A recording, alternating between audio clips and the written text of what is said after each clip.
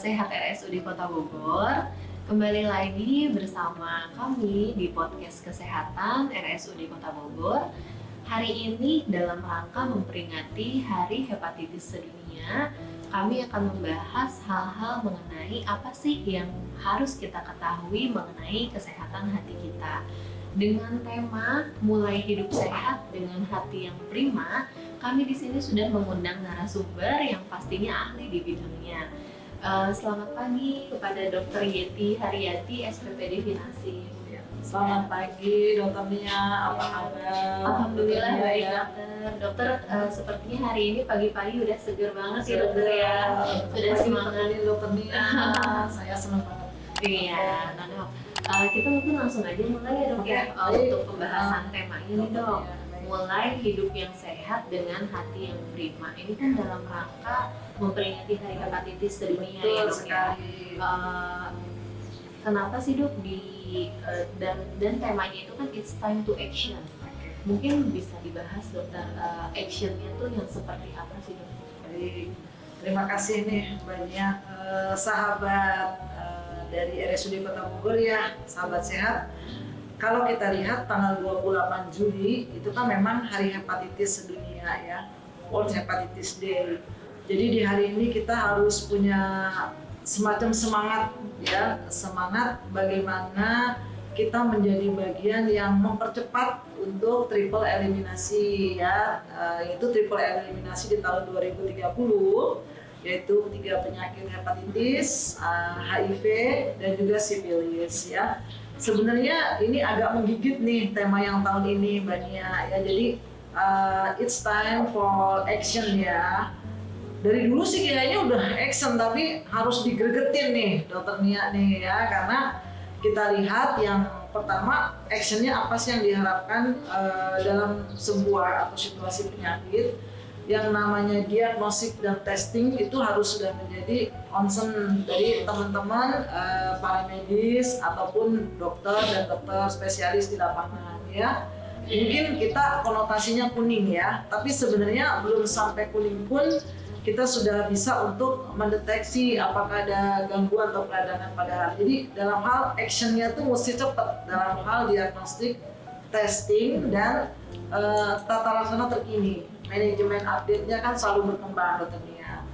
Yang kedua Dokter Nia, kalau kita lihat ya, kita membutuhkan suatu prevention yang bagus di level primary healthcare di tingkat level PPK 1-nya ya.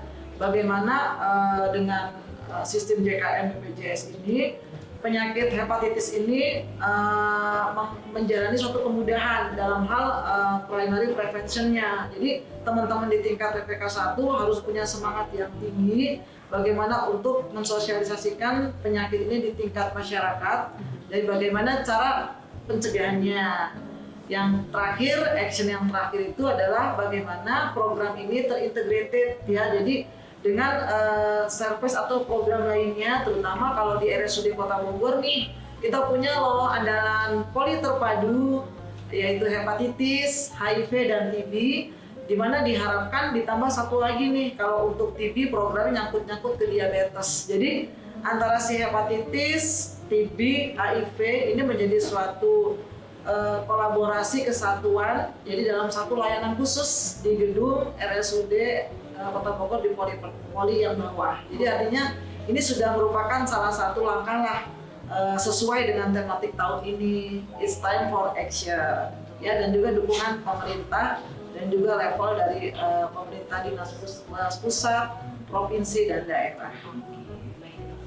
Berarti RSUD Kota Bogor sendiri sudah menjalankan bagiannya ya dok, dalam betul. Action. Ya, RSUD selalu selangkah ya, lebih maju, boleh dong. Ya, terima kasih buat manajemen RSUD Kota Bogor yang udah support. Baik dokter. Nah, berarti untuk yang triple eliminasi tahun 2030 itu memang program dari pemerintah itu sendiri ya dok ya. Dan yang seperti kita ketahui kan memang penyakit hepatitis itu cukup banyak dok angka kejadiannya. Nah kemudian memang seberapa serius sih dok untuk penyakit hepatitis itu sendiri, dan seperti yang kita tahu kan hepatitis itu ada jenis-jenisnya dok. Ada yang hepatitis A, hepatitis B, hepatitis C, mungkin bisa dijelaskan lagi oleh dokter hepatitis itu seperti apa. Ya, terima kasih nih Dokter Nia ya. Sahabat sehat ya, tentunya hepatitis ini menjadi suatu penyakit yang butuh awareness tersendiri ya, karena memang intinya di hati kita itu memang ada suatu peradangan inflamasi ya, peradangan di hati yang hampir 85% itu bersumber dari penyakit hepatitis. Itu tadi yang disebutin Dokter Nia, A, B, C, D, E ya, dan mungkin nanti akan ditemukan ya jenis-jenis baru ke depannya. Tapi ada area yang 15%-nya di luar hepatitis tersebut yang bisa ikut membuat hati meradang ya. Jadi artinya seperti pengguna atau peminum alkoholik ya. Kemudian juga pasien-pasien yang kalau kita lihat karena sesuatu obat ya, bukan keracunan obat ya, tapi umumnya yang kita sering temui di pasien-pasien yang mendapat terapi anti tuberkulosa. Jadi kombinasi rifampicin, strepto, INH dengan pyrazinamide itu kombinasinya dapat salah satunya menyebabkan itu tadi ya peningkatan fungsi hati ya, salah satulah ya side effect yang mungkin akibat yang kita lihat akibat obat.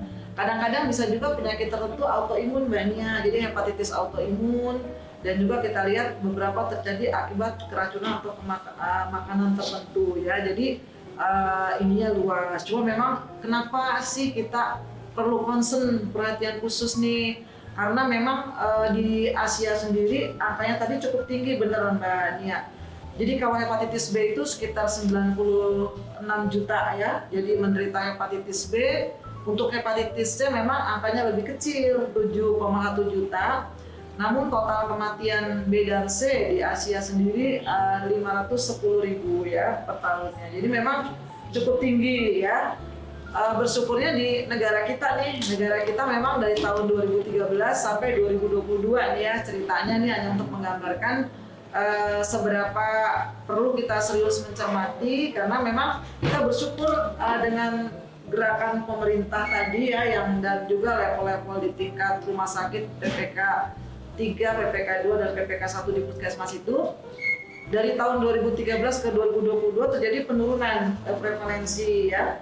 Pertama yang untuk hepatitis B sendiri lumayan cukup tajam penurunannya, kalau lihat angkanya 7,1 tadinya menjadi 2,4, ini sangat signifikan. Dan juga untuk hepatitis C sendiri dari 1% turun menjadi 0,5%. Memang sesuatu yang kita bersyukur ya, artinya ada dampak ya, terutama terlebih ya kalau di hepatitis C sendiri kita sedang gencar-gencarnya pengobatan yang direct antiviral acting. Jadi memang DAA ini terobosan terbaru dalam 10 tahun terakhir, di mana bisa membuat virus HCV RNA dari hepatitis C itu menjadi undetected atau sembuh ya.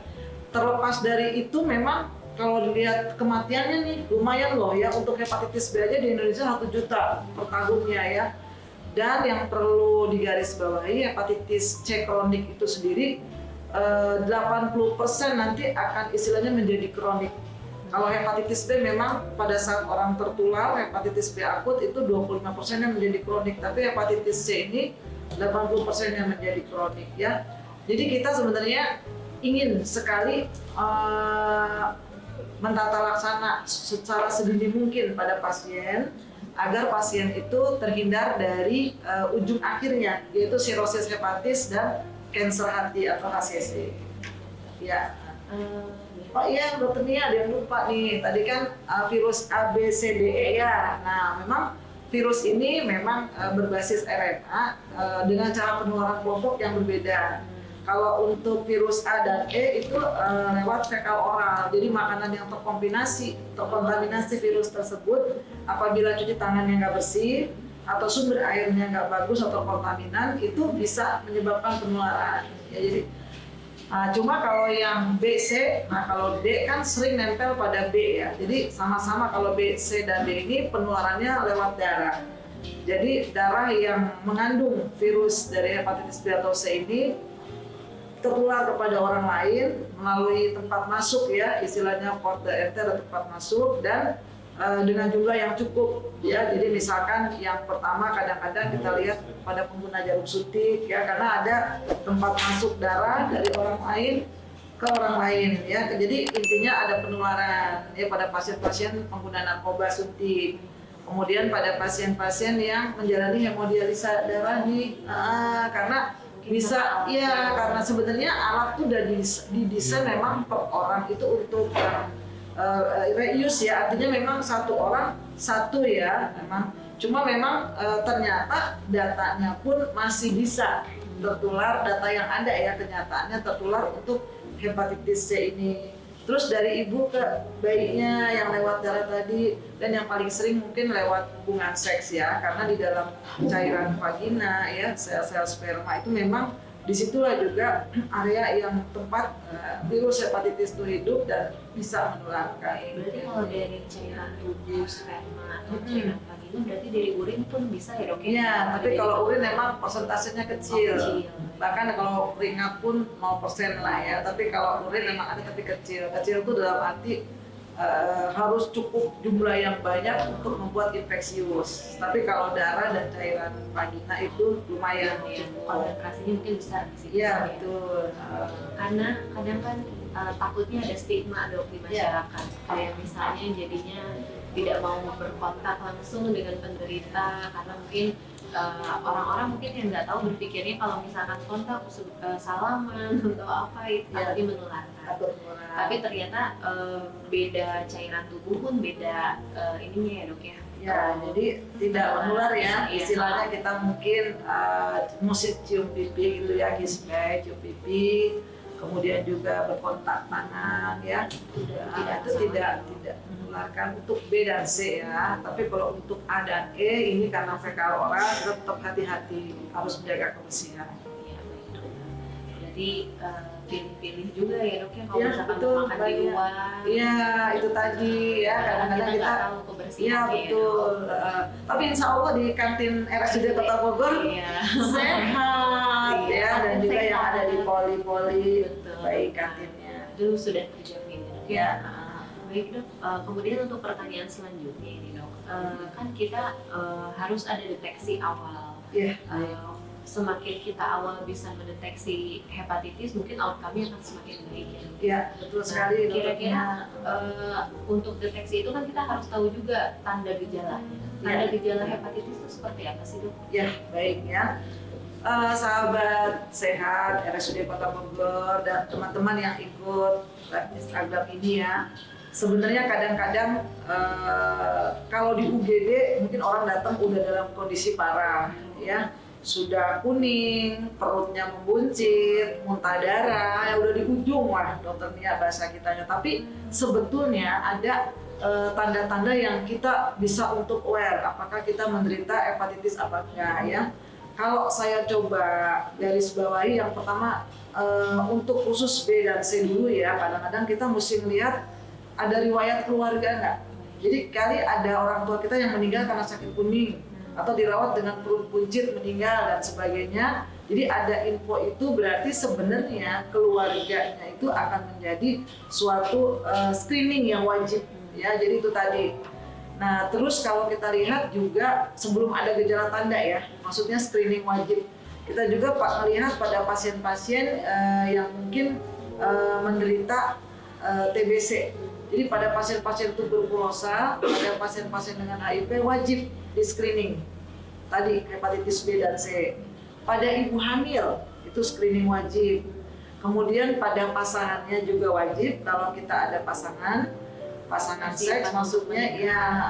Terus satu lagi yang screening wajib juga sebetulnya pada kesehatan, tenaga kesehatannya, karena kita termasuk orang yang berisiko tinggi ya dalam merawat orang sakit. Satu lagi mungkin yang kita lihat mungkin jarang terlupakan nih ya, penggunaan bersama ya, cukur jenggot ya, alat scaling gigi yang nggak bersih, ini kan juga kontaminan ya. Meskipun kalau tindakan aseptik antiseptiknya benar sih, insya Allah aman ya, RSUD aman ya. Tapi kalau misalkan kita nggak tahu standarnya atau dikerjakannya mungkin kurang baik ya, jadi artinya nanti ada risiko. Jadi artinya kalau teman-teman pada saat judulnya ada keluhan ya, misalkan yang paling sering keluhannya adalah sakit perut berulang.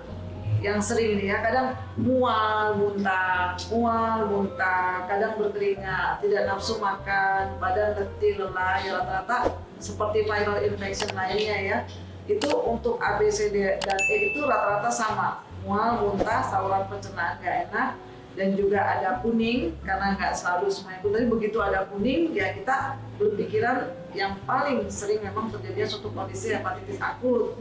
Di samping mungkin bisa yang lainnya, kayak kolangitis dan sebagainya ya batu. Tapi dalam konteks ini, tadi itu ya, tanda-tanda malaisenya ada, ya memang inkubasinya kan bisa 20 mingguan ya, 2 minggu, 20 minggu. Jadi artinya tertular. Tadi kalau misalkan di kelompok masyarakatnya itu memang ada yang menderita dengan wabah yang sama, misalkan hepatitis A dan E, ataupun dia terkena resiko tadi beberapa hal yang kita screening.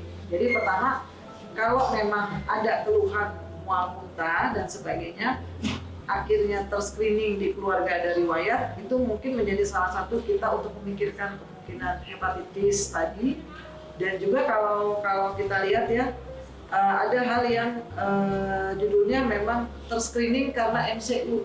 Sering ini kita dapat ya, jadi pasien di MCU karena pekerjaan positif hepatitis B ya, atau C-nya akhirnya dia harus tertunda sedikit untuk penilaian fit to work-nya.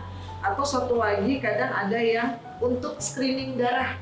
Jadi kan sering itu kalau orang mau transfusi darah mau diambil ya jadi pendonor.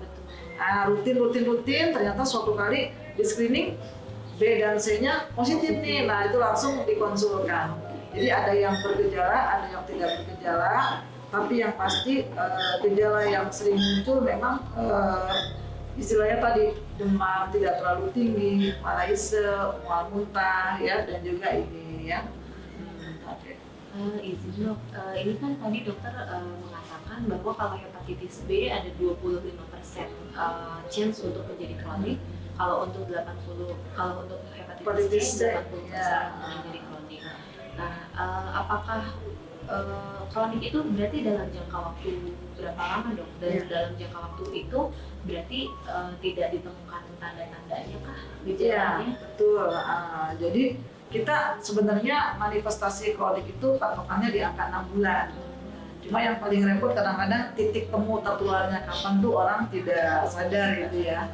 Tapi kalau kita lihat pada ibu yang hamil dengan hepatitis B itu kalau tidak dilindungi dengan imunoglobulin saat persalinan 24 jam pertama itu bayinya hampir 90 sampai 98% akan terkena hepatitis B tadi. Beda dengan hepatitis C. Hepatitis C nggak terlalu infeksius, tidak terlalu menularkan banget dari ibu ke anak. Cuma sekitar 1,7, jadi nggak begitu bermanfaat tapi bisa menularkan. Nah makanya program pemerintah memang yang gencar-gencarnya untuk hepatitis B ini pada ibu hamil, prevention pada saat persalinannya. Memang kalau untuk hepatitis C sendiri pun obat-obatannya ada juga belum aman untuk ibu hamil. Jadi memang jadi kebetulan ya obatnya juga nggak terlalu aman buat ibu hamil, tidak aman. Dan juga tapi ke bayinya juga nggak berisiko tinggi kalau hepatitis C. Nah, teman hepatitis B ini perlu pendekatan khusus nih karena makanya screening pada ibu hamil itu wajib diperiksa untuk hepatitis B, HIV dan sifilis itu menjadi bagian yang tadi yang triple eliminasi tahun 2030. Nah, itu gejala-gejalanya ya yang kita bisa deteksi ya gejala-gejalanya. Gejala mual muntah, malaise, biasanya ada penurunan berat badan juga ya dok ya? Ya, betul apalagi dalam jangka kronik ya. Kalau jangka kronik tentunya tapi gini Mbak Nia, ada juga kasus-kasus yang akut on kronik ya. Jadi dia sebenarnya udah kronik ya, tapi tiba-tiba ada fase akut atau fulminal. Itu bisa namanya kalau hepatitis kan istilahnya ada reaktivasi ya, jadi istilahnya. Jadi memang dia tiba-tiba karena kondisi tertentu bisa daya tahan tubuhnya turun ya, yang sering atau ada pemicu stresor ya, operasi atau kondisi penyakit yang berat infeksi lain sehingga si hepatitis B-nya tuh muncul jadi akut non kronik. Nah disinilah kita lihat seolah-olah itu akut padahal sebenarnya udah lama kronik. Itu nanti bisa dilakukan treat dengan menggunakan marker-marker dari penanda hepatitis. Oh, jadi ada tes-tesnya tersendiri. Iya, ada tes-tesnya tersendiri, betul. Tadi kita sudah membahas tanda dan gejala, dokter. Sudah membahas juga penularannya dari masing-masing hepatitis itu kan berbeda jalurnya. Ada yang A dan E melalui fekal oral, kalau yang B dan C melalui cairan tubuh terutama darah. Kemudian untuk faktor resikonya juga kan tadi sudah disebutkan ya dokter. Misalkan ibu-ibu hamil harus di screening. Ada pasien yang mungkin dulu keluarganya pernah ada riwayat hepatitis juga. Nah, kira-kira gimana sih dok pencegahannya agar kita tidak tertular gitu? Ya, baik. Dia mengingat komplikasi yang cukup serius ya dari hepatitis, dan kita lihat juga teman-teman sekalian sebelum sampai ke tips ini ya kita mencegah ini, teman-teman mesti bayangkan suatu organ itu Allah ciptakan ada di kita gitu ya Mania ya. Ya memang sih kalau kita lihat hati itu kan sebenarnya memang beratnya nggak berat-berat amat ya, 1,2 sampai 1,5 kilo, dan hati yang sehat itu teman-teman bisa ngebayangin kalau beli hati yang baru tuh ya di tukang sayur atau di pasar atau di swalayan tuh hatinya masih merah seger ya, diraba juga kenyal ya, dan seger lah, bagus konsistensinya. Itu nanti kita akan lihat dia berada benar-benar terlindungi oleh tulang iga kita ya di sebelah kanan bawah ya. Judulnya itu boleh saya katakan seperti organ vital, ibarat jantung dan ginjal ya. Karena di mana hati ini kalau kita lihat ya 40.000 lah bahasa tesisnya ya, zat-zat aktif ataupun komponen yang mungkin terkait di metabolisme hati. Dan kalau kita lihat hati itu sendiri banyak fungsi gandanya ya. Jadi tidak hanya dia berfungsi sebagai istilahnya metabolisme penghancur dari eritrosit, dia juga bisa untuk regulasi dari metabolisme gula ya. Jadi hati-hati pasien-pasien yang penderita diabetes ya, resistensi insulin ini, hati ini memang tempat juga cadangan ya, menyimpan gula, membongkar gula ya. Kemudian detoksikasi, jadi kalau ginjal itu kan menyaring kotorannya. Nah, hati pun juga mempunyai tempat untuk detoksikasi tersebut. Beberapa fungsi produksi hati yang tidak bisa digantikan oleh organ lain seperti albumin ya, protein darah ini sangat penting dalam hal membawa obat, menjaga cairan di dalam ruangannya ya. Dan seluruh kegiatan operasi ataupun penyakit itu outcome-nya bagus kalau albuminnya bagus. Kemudian juga hati bisa memproduksi vitamin K ya. Jadi artinya memang berbagai ribu ini, nah tentu harus dijaga tadi itu ya. Pencegahannya apa? Yang pertama, kalau saya boleh saran untuk gaya hidup dari teman-teman sekalian, mulai yang tadinya minum alkohol coba untuk berhenti ya, karena alkohol ini benar-benar bisa induce hepatitis alkoholik ya. Kemudian juga makanan-makanan yang berlemak ya, berlemak dan bertepung ya. Nah, jadi mungkin kalau kita tanpa disadari kita mencoba harus membatasi ya makanan berlemak dengan bertepung ini agar metabolisme di hati kita itu stabil, tidak berat gitu ya. Termasuk tadi yang tepung itu maksud saya karbohidrat. Jadi udah saatnya kita kampanye untuk makan rendah karbohidrat ya. Ya bertahap lah, yang tadinya makan 3 sentong ya harus dikurangi jadi 1 sentong ya. Berarti kemudian aktivitas, satu lagi nih, aktivitas jangan terlalu workaholic ya. Jadi kita punya cukup istirahat ya. Bukan berarti mbaknya nggak boleh jaga malam, ya tetap jaga malam. Tapi istirahatnya harus cukup. Jadi supaya ada mekanisme hati itu juga bekerja tidak terlalu berat. Oke. Kemudian tuh kalau misalnya untuk yang karbohidrat, berarti mie, nasi, ya segala sumber jenis karbohidrat berarti mungkin dibatasi ya. Dikurangi, dibatasi, benar ya, untuk tadi ya supaya hati kita lebih sehat ya. Baik dokter. Itu dari cara pencegahannya. Kemudian kalau tadi kan dokter sudah menjelaskan ya peran hati dalam tubuh kita ternyata sangat banyak sekali dan termasuk organ vital juga karena semuanya detoks racun-racun di dalam tubuh, semua itu pekerjaannya hati. Jadi memang hati kita itu harus prima agar bisa menjaga kesehatan yang prima juga. Kemudian dokter, untuk pertanyaan selanjutnya, YouTube ya. iya sekarang ada pertanyaan nih dok dari Terima kasih nih. audiens sahabat sehat RSUD Kota Bogor yang mengikuti dari YouTube. Mungkin pertanyaan pertama ya dok. Izin bertanya dokter, hepatitis A itu apa benar dok menjadi mudah kelelahan, mudah drop? Apakah dapat menjadi hepatitis B atau hepatitis C? Dan apakah akan sangat tetap beresiko tinggi? Ya, baik.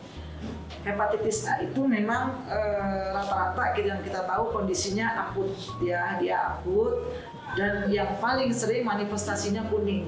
Jadi pasien datang dengan kondisi kuning, demam dan memang benar-benar lelah kayak kita, badan kita nggak ada tenaga gitu ya.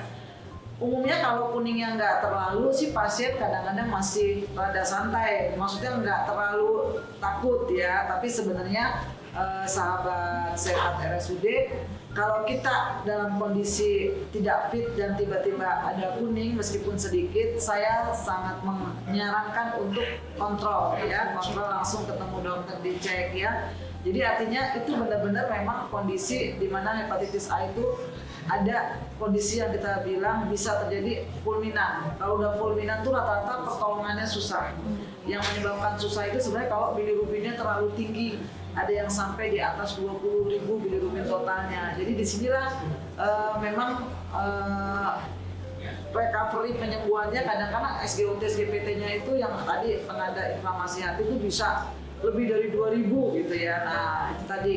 Tapi dengan treatment konservatif ya pasien, karena memang hepatitis A ini kan kalau bahasa kitanya self-limiting disease. Jadi artinya tidak ada obat khusus untuk anti hepatitis A ini ya. Dengan perawatan yang baik dan maksimal itu bisa terlewati ya fase akut tersebut. Nah tadi kalau yang namanya berubah menjadi hepatitis B dan C itu tidak mungkin.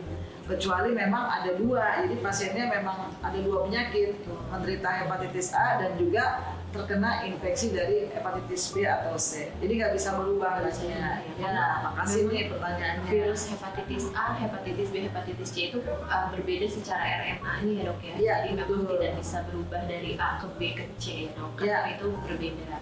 Baik, dokter. Kemudian untuk pertanyaan yang kedua dokter, dokter ingin bertanya, perihal kemarin sempat ramai tentang paracetamol yang memiliki efek samping bahaya ke ginjal hingga anak-anak perlu cuci darah. Adakah obat yang memiliki efek samping ke hati?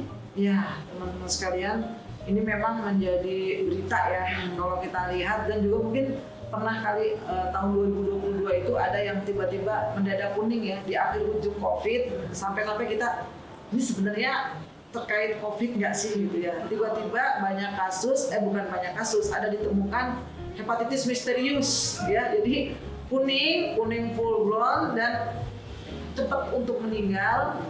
BAB-nya mencret, gastroenteritis disease, dan umumnya pada anak-anak. Setelah diteliti memang tidak termasuk tipe yang A sampai E tadi Mbak Nia. Jadi di luar tipe itu, dan kita lihat tuh sempat sebentar ya. Jadi artinya data rilisnya juga finalnya apa, cuma dianggap karena belum jelas hepatitis ya misterius akut ya. Nah kemudian teman-teman sekalian, jadi kalau misalkan kita berkata tentang obat ya, sebenarnya tidak hanya parastamol ya, tidak hanya parastamol obat yang mengganggu fungsi hati ya. Beberapa obat ya seperti yang pernah tadi saya sebutkan, obat-obat anti tuberkulosa yang sering ya, obat-obat untuk lepra juga ya, biasanya obat-obat yang multiple kombinasi ya.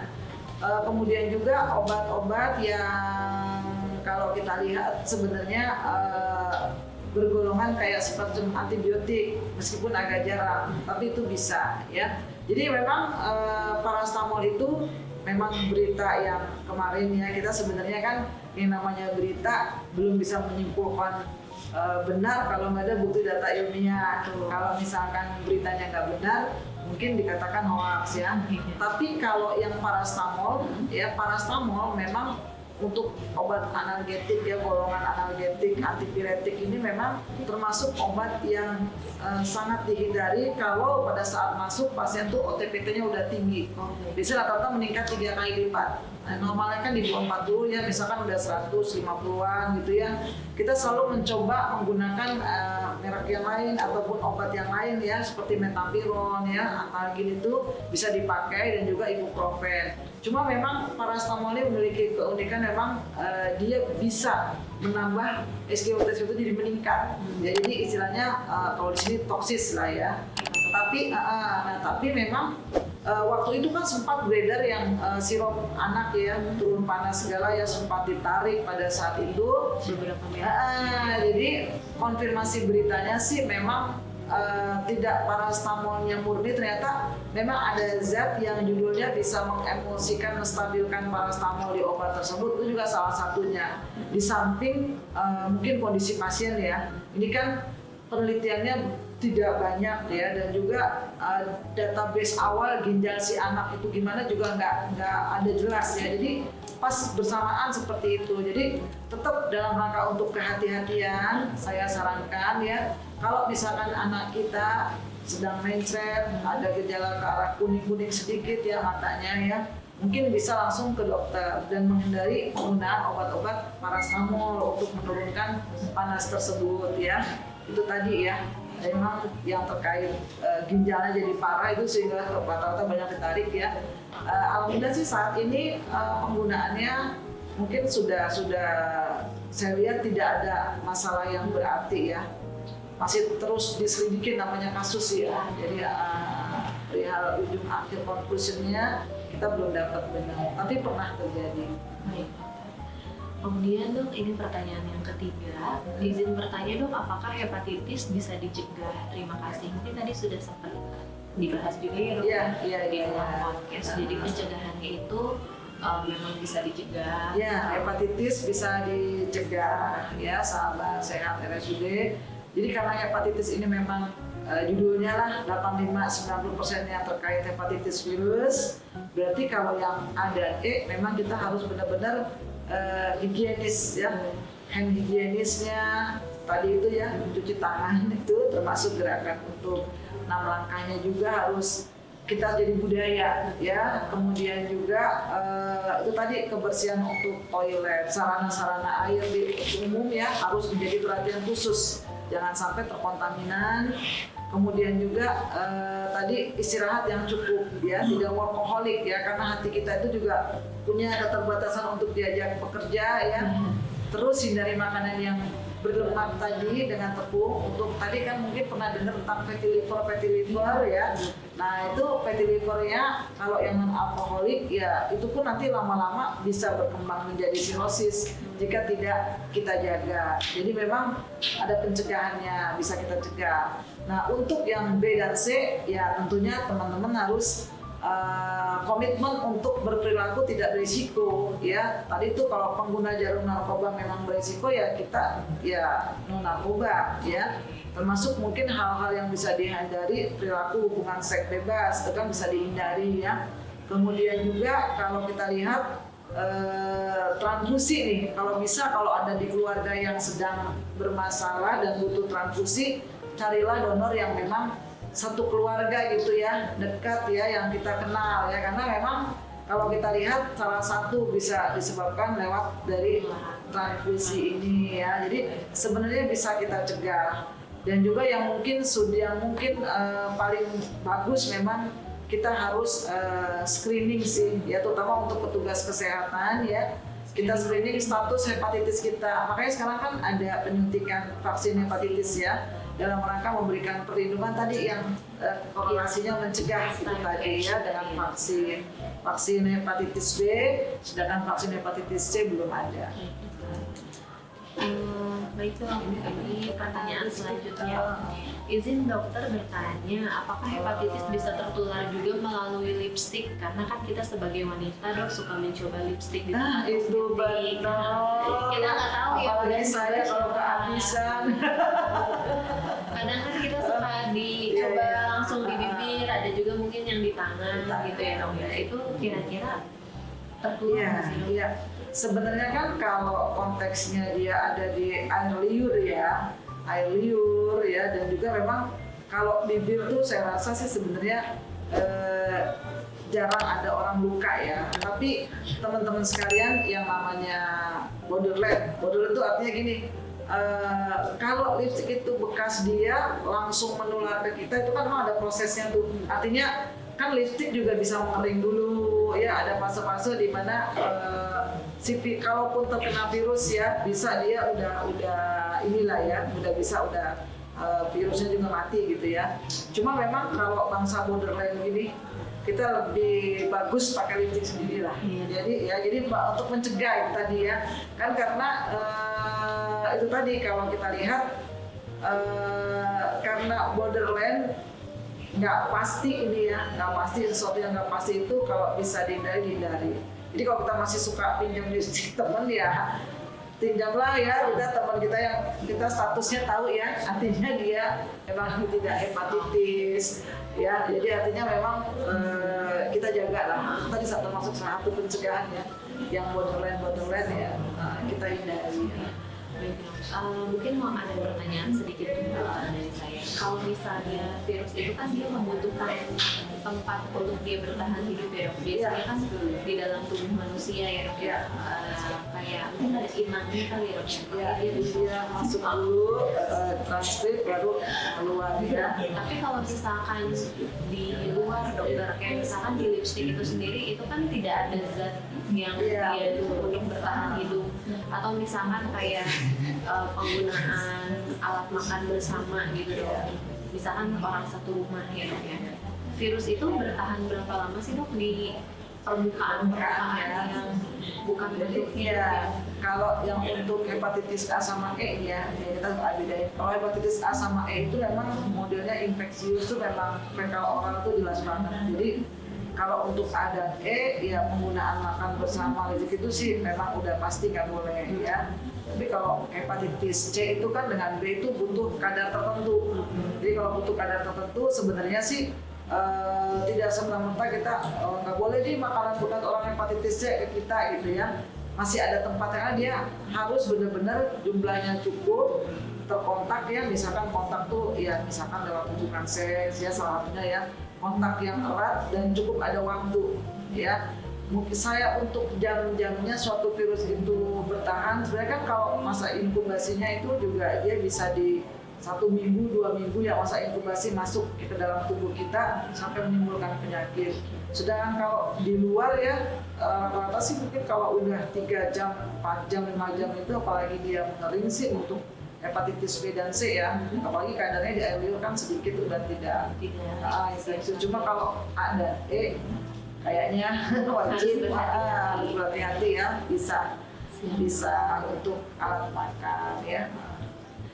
Untuk pertanyaan selanjutnya dari teman sahabat sehat kita dari YouTube, mungkin ini mirip ya dok pertanyaannya dengan yang sebelumnya. Anak sekolah kan suka minum barang-barang, penyakit hepatitis itu bisa menular dok, mungkin yang tadi ya dok, yang hepatitis A dan E itu, hepatitis A dan E itu masih mungkin.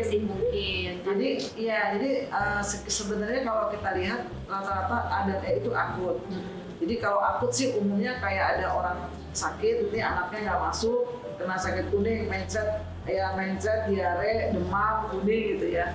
Jadi mungkin sih kalau anaknya sehat, ya nggak apa, mungkin hepatitis A dan E enggak ya. Cuma ya mungkin kita tetap memberikan pembelajaran kebiasaan lah ya. Sebenarnya mungkin bukan dari sisi menular nggak menular. Tapi ya paling tidak mesti bawa sendiri lah ya. Maksudnya kita kalau minum-minum barang itu ya ada pun harus kehausan ya dicoba untuk tidak menempel. Kadang-kadang kondisi tertentu emang haus banget, lagi latihan nyanyi, kita perlu air diserap, ternyata kita selalu tidak menyentuh. Itu tadi ya memang idealnya memang harus masing-masing lah ya. Cuma memang dalam kondisi tertentu namanya perilaku anak ya tetap kita sebagai orang tua mengingatkan ya, terutama sih sebenarnya untuk hepatitis A dan E itu. Baik dokter, mungkin ini pertanyaan terakhir tadi dok. Mungkin satu pertanyaan terakhir dari saya. Ya. Kalau dokter. Boleh. Tadi kan dokter bilang nanti untuk hepatitis itu ada terapinya sampai nanti dideteksi itu virusnya sudah undetected, sudah dinyatakan. Kira-kira hati itu kan sudah ada peradangan sebelumnya, dok. Kira-kira kerusakan hati pasca hepatitis itu bagaimana sih, dok? Apakah tetap mempengaruhi fungsi atau mungkin nanti kalau sudah undetected kemudian detected lagi? Seperti apa, dok? Bagus sekali nih Dokter Nia ya pertanyaannya, teman-teman sekalian. Jadi hepatitis kalau untuk A dan E tadi kan self-limiting disease ya. Rata-rata sih kondisi akut, kemudian nanti bilirubin OTPT-nya perbaikan, ya biasanya sih umumnya hatinya oke, nggak ada sequel, ya rata-rata baik ke semula untuk A dan E ya. Kecuali pada kasus A yang dominan, itu kadang-kadang orangnya nggak bertahan ya. Cuma untuk penyakit B dan C ini teman-teman sekalian, kita kan penyakitnya rata-rata pada orang dewasa kan kronik ya. Jadi artinya untuk kronisitas ini masing-masing punya istilahnya pakem terapi. Kalau pada hepatitis B kronik ya kita mesti lihat dia sedang ada fase di mana, apakah fase imunotolerans, imunoreaktif, kemudian fase remisi dan reaktivasi. Nah kita memberikan obat ini pada fase dia udah imunoreaktif atau fase reaktivasi. Jadi kalau masih imunotolerans ya atau udah remisi kita tidak berikan pengobatan. Cirinya fase imunotolerans itu fase sistem imunnya sedang tidak bekerja. Ya, jadi istilahnya kita patokannya SGPT-nya itu memang stabil normal terus ya, tidak terjadi peningkatan 2 kali lipat dalam 3 bulan berturut-turut. Nah, satu lagi pemeriksaan fibroscan. Jadi fibroscan ini alhamdulillah nih ada di RSUD Kota Bogor. Keren pokoknya RSUD Kota Bogor nih ya. Fasilitas ya. Jadi fibroscan ini dia bisa menilai hati itu masih lentur apa enggak, dan yang kedua bagaimana derajat perlemakan hati secara skor. Jadi pada pasien hepatitis B itu kalau sudah nilainya fibrosisnya F2 ke atas itu harus diobatin. Jadi meskipun belum ada data SGPT, belum ada data HBV DNA itu udah diobatin kalau F2 ke atas ya. Nah, satu lagi adalah komponen virus. Kalau di atas 2 kali 10 pangkat 3 itu wajib diobatin. Dan juga pada saat sudah terjadi fibrosis, ini tadi yang bisa recovery apa enggak ya. Kalau fibrosisnya itu masih F4 ya sekitar di angka rata-rata 10, 14 gitu ya. Nanti kita lihat biasanya setelah pengobatan yang pengalaman kita di klinis itu nanti setelah 3 bulan kita lihat tuh fibrosisnya turun. Bahkan ada yang mencapai 7, ya. Jadi artinya ini perbaikan. Jadi kita fibroscan itu bisa meneropong sebelum hati kita mengecil. Nah kalau USG kan dia rata-rata melihat secara chronic liver disease, tapi rata-rata yang sudah mulai mau mengecil.